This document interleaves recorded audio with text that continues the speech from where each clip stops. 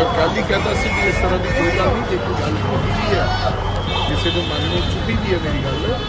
मैं तो होर संकल्प के विचों दस रहा सी, पर मैं उस गल की अनअपॉलोजाइज मैं माफ़ी मंगनी सी कि ऑलरेडी जे किसी का मन दुखी भी होया। तब आ ट्रेंड किवें वेख रहे हो? दफ्तर बाहर आके प्रदर्शन करना तुसी खारिज भी कीता सीगा इन्हों मिलिया भी दफ्तर के बाहर आके इस तरह करना, जबकि कोड ऑफ कंडक्ट लग्या पता ही नहीं का कि दफ्तर के बाहर आके इस तरह ਉਹਦਾ ਮੌਕਾ ਆਗੇ ਜਾने उन्हें लगता कि ਅਸੀਂ ਇੱਥੋਂ ਆਪਣੀਆਂ ਸਿਆਸੀ ਰੋਟੀਆਂ ਸੀ, ਪਤਾ ਨਹੀਂ ਹੈ ਉਹ ਕਿਉਂ, ਉਹ ਤਾਂ ਆਪੋਜੀਸ਼ਨ ਪਾਰਟੀ ਹੈ, ਉਹਨਾਂ ਦਾ ਕੋਈ ਗੱਲ ਚਾਹੀਦੀ ਹੈ। ਮੈਂ ਕੱਲ੍ਹ ਹੀ कहता ਸੀ ਵੀ ਇਸ ਤਰ੍ਹਾਂ ਦੀ ਕੋਈ ਗੱਲ ਨਹੀਂ, ਜੇ ਕੋਈ ਗੱਲ ਹੋਈ ਵੀ ਹੈ ਕਿਸੇ ਦੇ ਮਨ ਨੂੰ ਚੁਭੀ ਵੀ ਹੈ ਮੇਰੀ ਗੱਲ, ਮੈਂ ਤਾਂ ਹੋਰ ਸੰਕਲਪ ਦੇ ਵਿੱਚੋਂ ਦੱਸ ਰਿਹਾ ਸੀ, पर मैं उस गल की अनअपॉलोजाइज मैं माफ़ी मंगनी सी कि ऑलरेडी जे किसी का मन दुखी भी होया। राय साहब आ ट्रेंड किवें वेख रहे हो? दफ्तर बाहर आके प्रदर्शन करना तुसी खारिज भी कीता सीगा इन्हों मिलिया भी दफ्तर के बाहर आके इस तरह करना, जबकि कोड ऑफ कंडक्ट लग्या पता ही नहीं का कि दफ्तर के बाहर आके इस तरह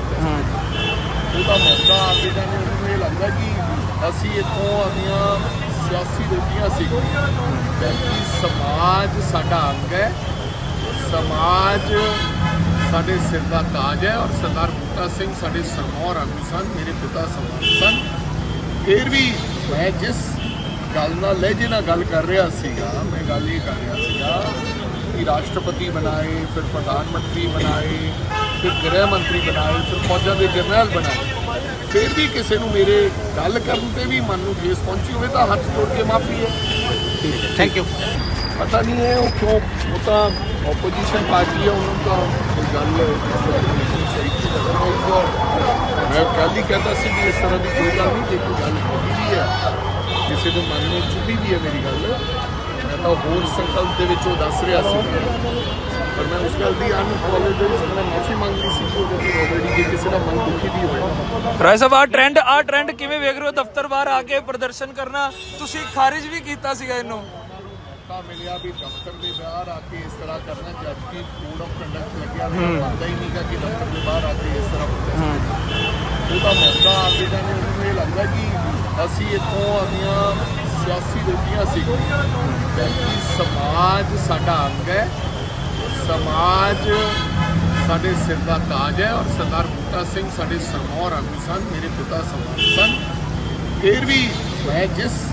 गल नाल लहजे नाल गल कर रहा सीगा, मैं गल ये कर रहा सीगा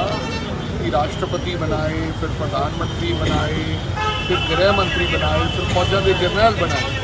फिर भी किसी को मेरे गल करने पर भी मन में ठेस पहुंची हो तो हाथ जोड़ के माफ़ी है। ठीक है, थैंक यू। पता नहीं है वो क्यों, वो तो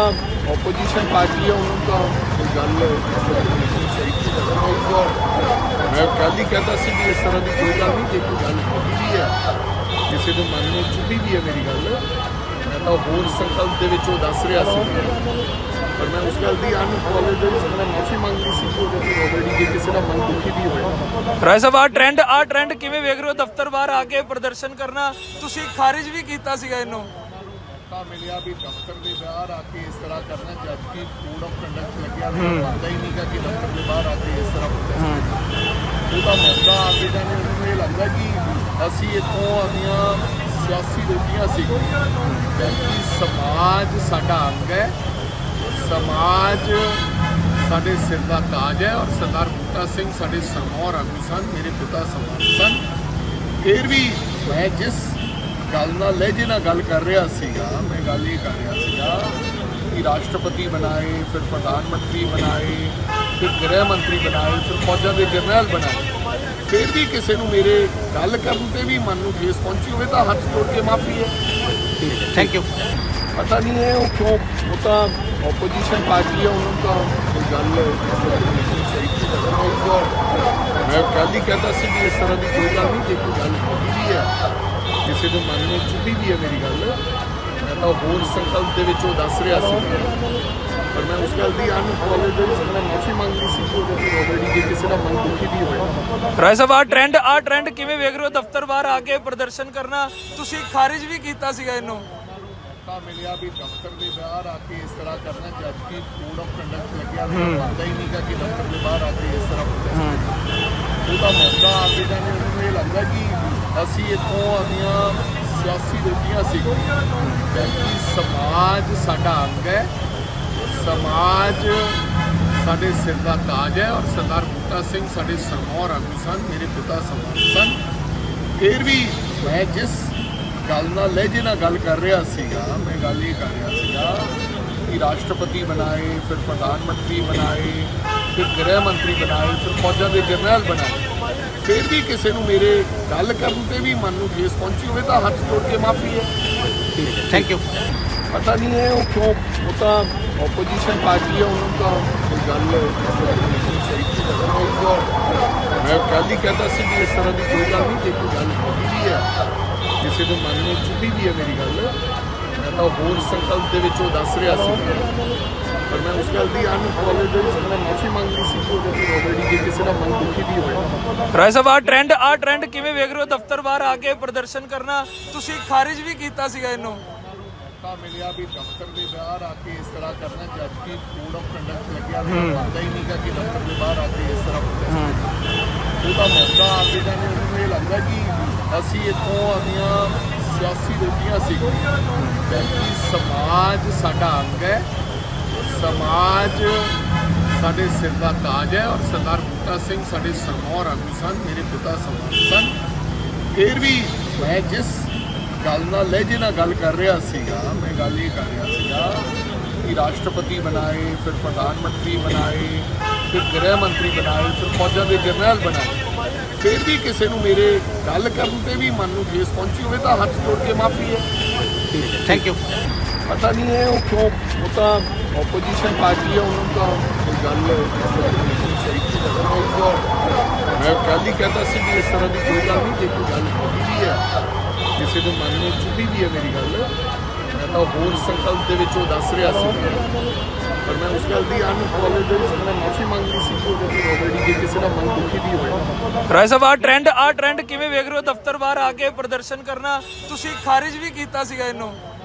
मौका मिलिया भी दफ्तर के बाहर आके इस तरह करना, जबकि कोड ऑफ कंडक्ट लग्या पता ही नहीं का कि दफ्तर के बाहर आके इस तरह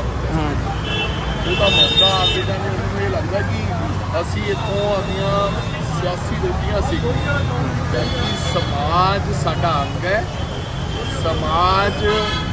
ਸਾਡੇ ਸਿਰ ਦਾ ਤਾਜ ਹੈ ਔਰ ਸਰਦਾਰ ਬੂਟਾ ਸਿੰਘ ਸਾਡੇ ਸਰਮੌਰ ਆਗੂ ਸਨ, ਮੇਰੇ ਪਿਤਾ ਸਮਾਨ ਸਨ। ਫਿਰ ਵੀ ਮੈਂ ਜਿਸ ਗੱਲ ਨਾਲ ਲਹਿਜੇ ਨਾਲ ਗੱਲ ਕਰ ਰਿਹਾ ਸੀਗਾ, ਮੈਂ ਗੱਲ ਇਹ ਕਰ ਰਿਹਾ ਸੀਗਾ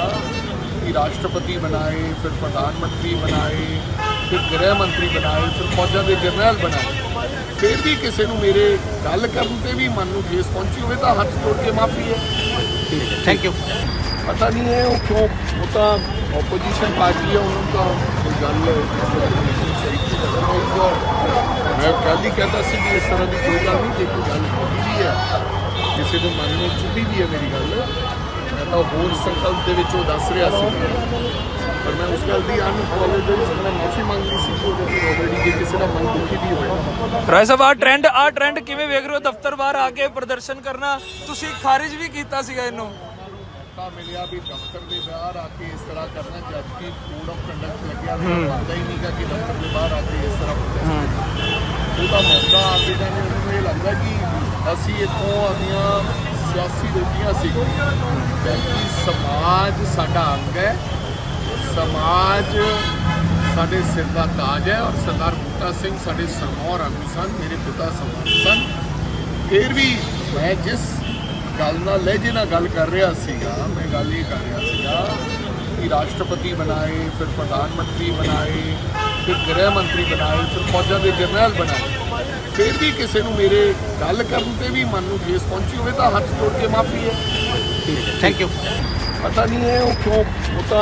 ओपोजिशन पार्टी है, उन्होंने तो गल मैं कल ही कहता सी कि इस तरह की कोई गल नहीं, जे कोई गल होगी भी है किसी के मन में चुभी भी है मेरी गल, मैं तो होर संकल्प के विचों दस रहा सी, पर मैं उस गल की अनअपॉलोजाइज मैं माफी मंग ली सी ऑलरेडी जे किसी का मन दुखी भी होया। ਰਾਏ ਸਾਹਿਬ ਆ ਟ੍ਰੈਂਡ ਕਿਵੇਂ ਵੇਖ ਰਹੇ ਹੋ? ਦਫ਼ਤਰ ਬਾਹਰ ਆ ਕੇ ਪ੍ਰਦਰਸ਼ਨ ਕਰਨਾ ਤੁਸੀਂ ਖਾਰਿਜ ਵੀ ਕੀਤਾ ਸੀਗਾ ਇਹਨੂੰ। मौका मिलिया भी दफ्तर के बाहर आके इस तरह करना, जबकि कोड ऑफ कंडक्ट लग्या पता ही नहीं का कि दफ्तर के बाहर आके इस तरह ਉਹਦਾ ਮੌਕਾ ਆ ਕੇ ਜਾਣੇ ਉਹਨੂੰ ਇਹ ਲੱਗਦਾ ਕਿ ਅਸੀਂ ਇੱਥੋਂ ਆਪਣੀਆਂ ਸਿਆਸੀ ਰੋਟੀਆਂ ਸਿੱਖੀਆਂ ਕਿਉਂਕਿ ਸਮਾਜ ਸਾਡਾ ਅੰਗ ਹੈ, ਸਮਾਜ ਸਾਡੇ ਸਿਰ ਦਾ ਤਾਜ ਹੈ ਔਰ ਸਰਦਾਰ ਬੂਟਾ ਸਿੰਘ ਸਾਡੇ ਸਰਮੌਰ ਆਗੂ ਸਨ, ਮੇਰੇ ਪਿਤਾ ਸਰਮੌਰ ਸਨ। ਫਿਰ ਵੀ ਮੈਂ ਜਿਸ ਗੱਲ ਨਾਲ ਲਹਿਜੇ ਨਾਲ ਗੱਲ ਕਰ ਰਿਹਾ ਸੀਗਾ, ਮੈਂ ਗੱਲ ਇਹ ਕਰ ਰਿਹਾ ਸੀਗਾ ਕਿ ਰਾਸ਼ਟਰਪਤੀ ਬਣਾਏ, ਫਿਰ ਪ੍ਰਧਾਨ ਮੰਤਰੀ ਬਣਾਏ, ਫਿਰ ਗ੍ਰਹਿ ਮੰਤਰੀ ਬਣਾਏ, ਫਿਰ ਫੌਜਾਂ ਦੇ ਜਰਨੈਲ ਬਣਾਏ, ਫਿਰ ਵੀ ਕਿਸੇ ਨੂੰ ਮੇਰੇ ਗੱਲ ਕਰਨ ਤੇ ਵੀ ਮਨ ਨੂੰ ਠੇਸ ਪਹੁੰਚੀ ਹੋਵੇ ਤਾਂ ਹੱਥ ਜੋੜ ਕੇ ਮਾਫੀ ਹੈ। Thank you.